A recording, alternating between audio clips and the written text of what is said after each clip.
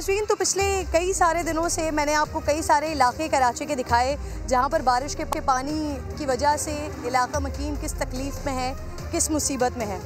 आज मैं जिस इलाके में आई हूँ ये कोई ऐसा एरिया नहीं है कि जहाँ पर गरीब बस्तियाँ आबाद हों या जहाँ पर झोपड़पट्टी हो। जिस जगह पर मैं खड़ी हुई हूँ, अगर आप इसे पॉश इलाका कहना चाहें आप बिल्कुल कह सकते हैं। 15 दिन हो गए हैं 21 तारीख से जो स्पेल आना शुरू हुआ, यानी कि 5वां, 6वां और 7वां, उस 5वें स्पेल से यहाँ के लोग 21 तारीख के 21 अगस्त से 21 तारीख के बाद 27 अगस्त को जो बारिश हुई है उसके बाद से अब तक ये लोग किस तकलीफ़ में हैं, किस अजियत में हैं, ये देखते हुए चलिएगा नाज़रीन। ये नया नाज़माबाद का मेडिकल सेंटर है और इस मेडिकल सेंटर का अभी इफ्तिताह भी नहीं हुआ है, ये लोगों के लिए ओपन भी नहीं हुआ है। लेकिन यहाँ पर अब क्योंकि ये तबाही मची है, लोगों के घर पानी से डूब गए हैं, बर्बाद हो गए हैं, तो उसके बाद अब यहाँ पर कोशिश ये की जा रही है कि लोगों को रेस्क्यू किया जा सके। कमरे मौजूद हैं और इन कमरों के अंदर लोगों को रखा हुआ है। आइए कुछ, अस्सलाम वालेकुम, आ जाओ। अस्सलाम वालेकुम। सबसे पहले तो ज़रा ये दिखाइए, ये एक हॉस्पिटल का रूम है, लेकिन इस रूम के अंदर अब इन्होंने अपना किस तरह से ज़िंदगी गुजार रहे हैं। ज़रा नाज़रीन तकलीफ़ दे आलम मैं आपको दिखाना चाहती हूँ। ये देखिएगा, ये थैलियों के अंदर कपड़े रखे हुए हैं इनके। ये हम किसी हॉस्पिटल में जाते हैं तो वहाँ पर अटेंडेंट के लिए या फिर जो मरीज़ होता है उसके सारे सामान के लिए एक साइड टेबल मौजूद होती है। इसको ये अपना कुल मताए हयात या कुल फर्नीचर की तरह इस्तेमाल करें, जिसके ऊपर खाने पीने का सारा सामान रखा हुआ है।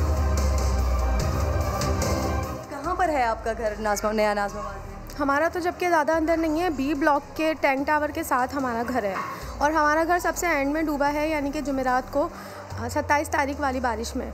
लेकिन इनका डी, सी और डी ब्लॉक 21 तारीख से डूबा हुआ है और वो लोग इनके मॉडल बैंगलों में हैं, रह रहे हैं। इन्होंने जब से हम इनको फोर्स कर रहे हैं मैनेजमेंट को, प्लीज़ आप कुछ करो, प्लीज़ आप इधर बड़े पंप लगा दो।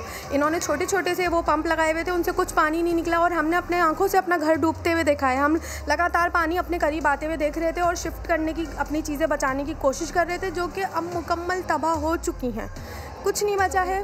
और हमारी छत पे हमारे जानवर भी अभी भी हैंगे, कहाँ तक हम चीज़ें रेस्क्यू करते।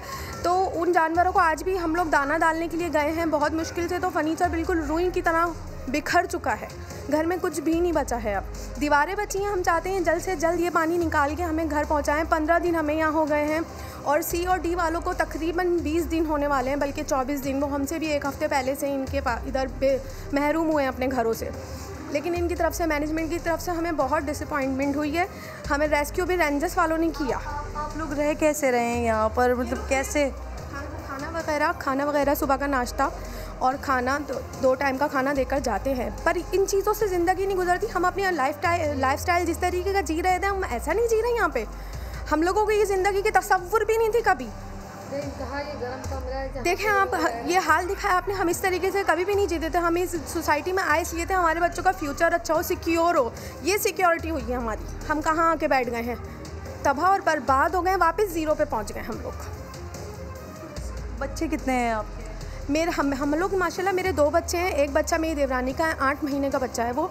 उनको लेके उनके पापा के घर भेजा है हमने, क्योंकि जाहिर है ये जगह नहीं है कि वो यहाँ छोटा बच्चा लेके रह सकती हमारे साथ।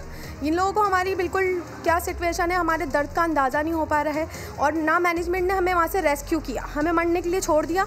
रेंजर्स को ये अंदर नहीं आने दे रहे थे और एदी वालों को 2 दिन पहले उन्होंने वापस पलटाया था। लेकिन पूरी रात इतनी तबाहकारी के बाद रेंजर्स आई और सुबह 10 बजे हमें रेस्क्यू किया है रेंजर्स ने। अंदाज़ा है कितना नुकसान हो गया आपके घर में?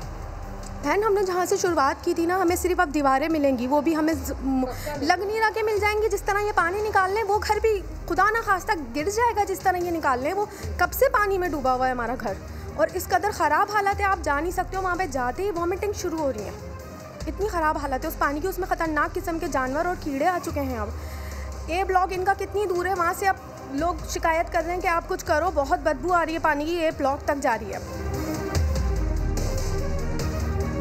ये ओवरऑल आपको दरवाजे नज़र आ रहे होंगे, नीचे भी ऊपर भी, कहीं एक कहीं दो, कहीं एक कमरे में 3 फैमिलीज़ को यहाँ पर ठहराया हुआ है, इसीलिए कि जब उनके घर से पानी निकलता है जब तक ये लोग यहाँ पर रहेंगे। और यहाँ के इंतज़ामात को जितना लोगों ने बताया, अभी तो मैं आपको लेके जाऊँगी और देखूँगी कि किस तरह के इंतज़ामात हो रहे हैं, पानी निकालने के लिए क्या किया जा रहा है। लेकिन जैसा कि लोगों ने बताया कि पिछले 15 दिनों से तो यहाँ पर ऐसा कुछ ख़ास काम नहीं हो रहा।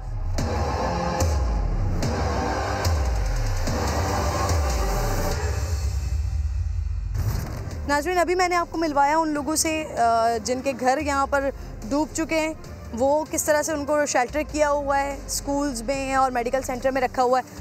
अब मैं एग्जैक्टली आपको उन एरियाज़ में लेकर जा रही हूँ जहाँ पर पानी भरा हुआ है।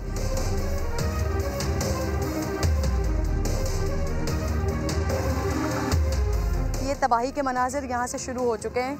अभी जिस तरह से ख़ातून को निकाला गया है, ये सड़क, ये एक वाहिद सड़क थी जो इलाका, जो तमाम एरिया डैमेज हुआ है उसके बाद की ये एक वाहिद सड़क थी जहाँ से लोगों को रेस्क्यू किया जा रहा था, निकाला जा रहा था। लेकिन अब इस पूरी की पूरी सड़क को खोद दिया गया है, जिसकी वजह से पानी का रास्ता बनाने की कोशिश की गई है। लेकिन अब जो लोग अंदर फंसे हुए हैं उनको कैसे निकाला जाएगा, उसके लिए शायद नहीं सोचा गया। इसी वजह से बड़ी तकलीफ़ में और किस अज़ियत के साथ लोग यहाँ से आए हैं। अभी एक आपने मंज़र में देखा भी। मज़ीद अब जो फैमिलीज़ अभी भी घरों के अंदर मौजूद हैं वहाँ आपको लेकर चलती हूँ।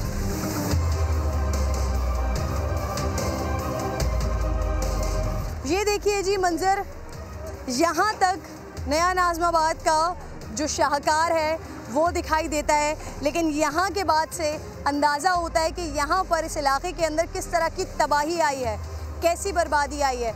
तकरीबन यहाँ पर 700 से 750 फैमिलीज़ हैं जो रहती हैं और आधे से ज़्यादा ये नया नाज़माबाद डूब चुका है। 350 से ज़्यादा घर यहाँ पर डैमेज हो चुके हैं। ये मैं आपको दिखाती हूँ सामने, ये सारे ब्लॉक्स हैं जहाँ पर घर भी दिखाई दे रहे हैं। लेकिन अब ये पूरे एक नहर, एक दरिया का मंजर बना हुआ है।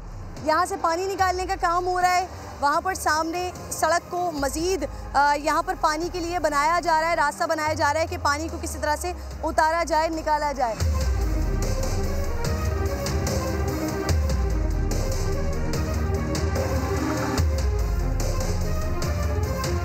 ये नया नाज़माबाद की तरफ का अब जिस ब्लॉक के अंदर मैं आपको लेकर आ चुकी हूँ, 15 दिन गुजर जाने के बाद ये हाल है। सामने मुझे एक फैमिली आती हुई दिखाई दे रही है, उस फैमिली की तरफ आपको लेकर जाना चाहती हूँ। तमाम घरों में लेकर जाऊँगी आपको और दिखाऊँगी कि यहाँ पर कितने अज़ियतनाक मनाज़र हैं, कितने तकलीफ़देह मनाज़र हैं। एंड जितने हम लोगों से बात सुन रहे थे, जो कुछ कह रहे थे कि ये वाकई बहुत स्मेली पानी है और 15 दिन जब कोई पानी खड़ा रहता है कहीं पर तो वो फिर गंदगी और गलाज़त का ढेर बन जाता है। किसी को कुछ नहीं मालूम कि कितने जर्म्स, कितनी बीमारियां इस पानी के अंदर मौजूद हैं।